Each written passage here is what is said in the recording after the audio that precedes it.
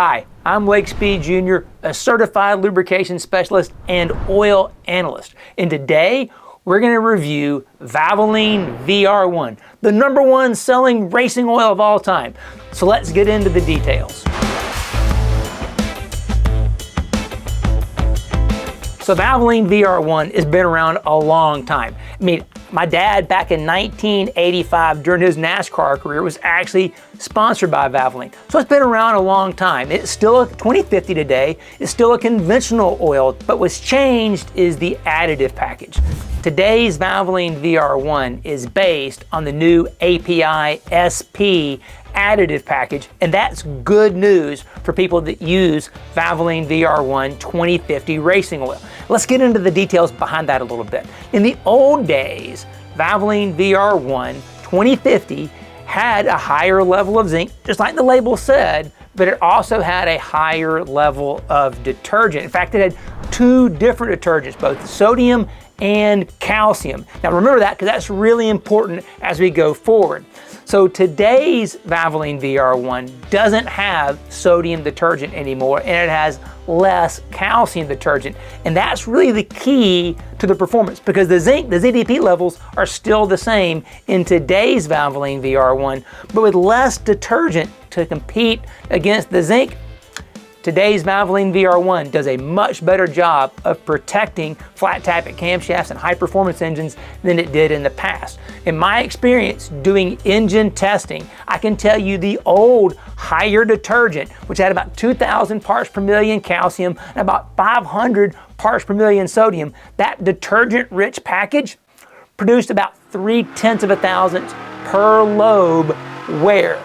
So the good news about Valvoline VR1 and the reformulation is that reducing the calcium, eliminating the sodium, has enabled that ZDP that's there to do a better job. And we've seen that in actual engine testing. So we do a lot of valve train wear testing in real engines, and we can measure the lobe wear per cam lobe. And the old formula with that higher level of detergent and that sodium detergent, it produced about 0.3 of a thousandths per lobe wear in our extended durability testing.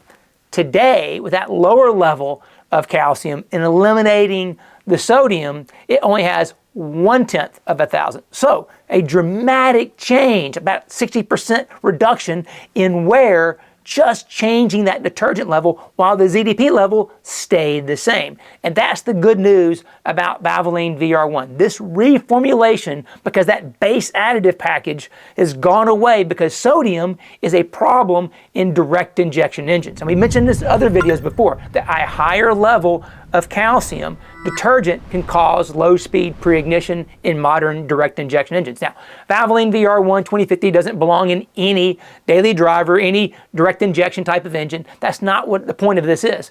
But the reality is that base additive package they use to make Valvoline VR1 2050 has changed because of the API SP and making the oils now compatible with direct injection engines, are better compatible. That change is a benefit for users because that calcium level has come down, the sodium has been eliminated, that competes against the ZDP. So that ZDP is more effective, and that's really the big news here. So we can go through all the other specs here real quick. So again, we said it's a 20W50, and you can see that it's 20 centistokes, or 20.4 centistokes at 100 degrees C.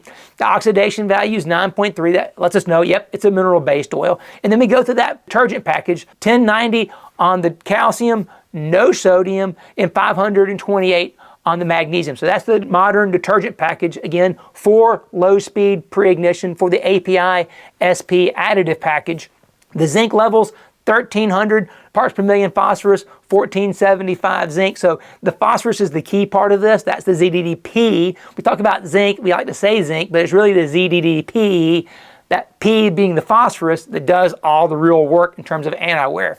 And then you've got 24 parts per million titanium, which is probably also an anti-wear booster in that core API SP package. And you got 50 parts per million molybdenum, which is a friction modifier and anti-wear synergist. It works good with the ZDP. And then you've got the boron, which can also be a friction modifier and a type of dispersant additive. Of course, the silicon, 9 parts per million, that's anafoam. So those are all the different components within this Valvoline VR1 2050, which again, like I said, based on our testing, over years of testing camshafts, measuring flat, tappet, valve train wear, this new API-SP formula, which is shown up both in the Valvoline VR1 and the Mobil 1 15W50, these oils today are better than they were 3 or 4 years ago with this better balanced additive package. Valvoline VR1 2050 racing oil is actually a really good oil for grassroots racing, old hot rods, especially with those with flat tappet cams, and even some high performance street cars that have looser bearing clearances that need that higher viscosity, 2050 type oil. So hey, this oil is pretty good. It's turned around, and the great thing about it, it's available pretty much everywhere. You can go to any auto parts store, even Walmart, you can buy this stuff, and it's pretty reasonably priced. So it's a good oil if you have a flat tappet camshaft, high performance type engine that you want good affordable protection. Valvoline VR1 and that Mobil 1 1550 as well, they both check the box for that application because of that rebalanced additive package. It's got some zinc, but lower level detergent, that's the key. Hope you enjoyed the video. Thanks for watching.